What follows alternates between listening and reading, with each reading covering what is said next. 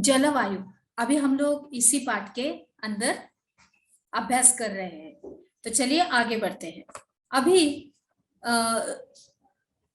पिछले विभाग में हम लोगों ने कुछ ऋतुओं के बारे में जो हम लोगों ने जानकारी ली, उसको हम लोग आगे बढ़ाते हैं। तो उत्तरी भारत में शीत ऋतु एवं मध्य नवंबर से आरंभ होकर फरवरी तक रहती है, और भारत के उत्तरी भाग में दिसंबर एवं जनवरी सबसे ठंडे महीने होते हैं, और तापमान दक्षिण से उत्तर की ओर बढ़ने पर घटता जाता है। पूर्वी तट पर चेन्नई का औसत तापमान लगभग 24 अंश सेल्सियस में से लेके 25 अंश सेल्सियस के बीच होता है, और जबकि उत्तरी मैदान में यह 10 अंश सेल्सियस से 15 अंश सेल्सियस के बीच होता है। अभी दिन गर्म तथा रातें ठंडी होती है, और उत्तर में तुषारपात सामान्य है तथा हिमालय के ऊपरी ढालों पर हिमपात होता है। अभी यहाँ पर हम लोग बहुत सारे एक अच्छे मौसम का आनंद उठाते हुए इस चित्र को देख रहे हैं। आगे बढ़ते हैं बच्चों। दिसंबर एवं जनवरी सबसे ठंडे महीने होते हैं, और तापमान दक्षिण में उत्तर की ओर बढ़ने पर घटता जाता है।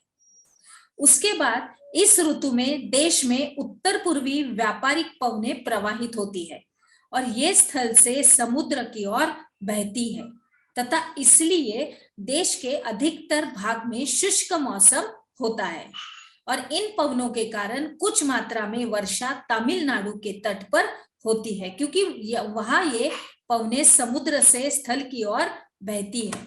शीत ऋतु में उत्तरी मैदानों में पश्चिम एवं उत्तर पश्चिम से चक्रवाती विक्षोभ का विशेष ये लक्षण दिखाई देता है, क्योंकि यह जो कम दाब वाली प्रणाली भूमध्य सागर एवं पश्चिमी एशिया के ऊपर उत्पन्न होती है तथा पश्चिमी पवनों के साथ भारत में प्रवेश करती है। इसके कारण शीतकाल में मैदानों में वर्षा होती है तथा पर्वतों पर हिमपात, और जिसकी उस समय बहुत अधिक आवश्यकता होती है। यद्यपि शीतकाल में वर्षा, जिसे स्थानीय तौर पर महावट कहा जाता है, और की कुल मात्रा कम होती है, लेकिन ये रबी फसलों के लिए बहुत ही महत्वपूर्ण होती है। प्रायद्वीप भागों में शीत ऋतु स्पष्ट नहीं होती है। समुद्री पवनों के प्रभाव के कारण शीत ऋतु में भी यहाँ तापमान के प्रारूप में न के बराबर परिवर्तन होता है।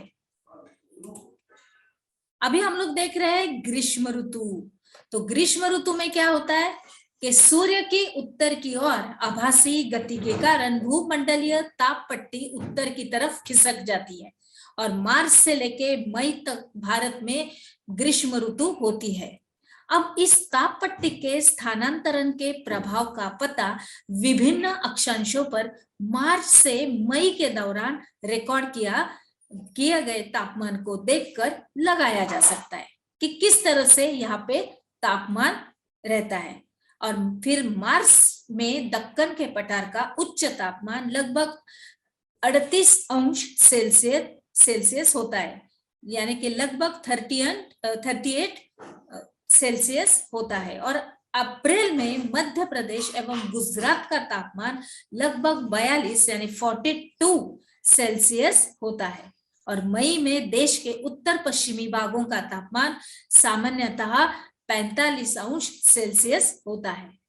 अभी प्रायद्वीपीय भारत में समुद्री प्रभाव के कारण तापमान कम होता है, और देश के उत्तरी भाग में ग्रीष्म काल में तापमान में वृद्धि होती है तथा वायु दाब में कमी आती है।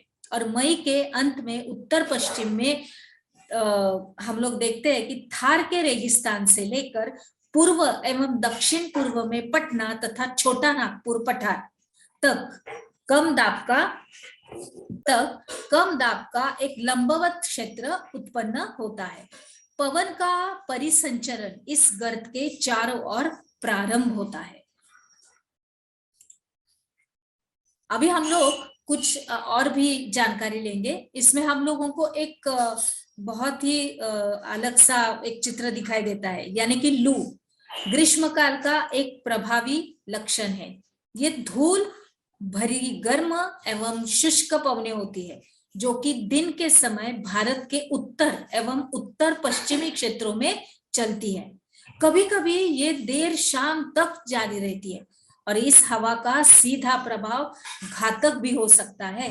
इसलिए उत्तरी भारत में मई महीने के दौरान सामान्यतः धूल भरी आंधियां आती है और यह आंधियां अस्थायी रूप से आराम पहुंचाती है, क्योंकि ये तापमान को कम कर देती है तथा अपने साथ ठंडे समीर एवं हल्की वर्षा लाती है।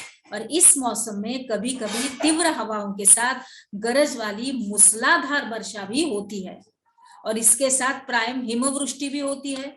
अभी वैशाख के महीने में होने के कारण पश्चिम बंगाल में इसे काल बैसाखी कहा जाता है। आगे बढ़ते हैं, हमने क्या सीखा। इसके अंतर्गत काल बैसाखी यानी वैशाखी किसे कहते हैं, इस प्रश्न का उत्तर आपको लिखना है।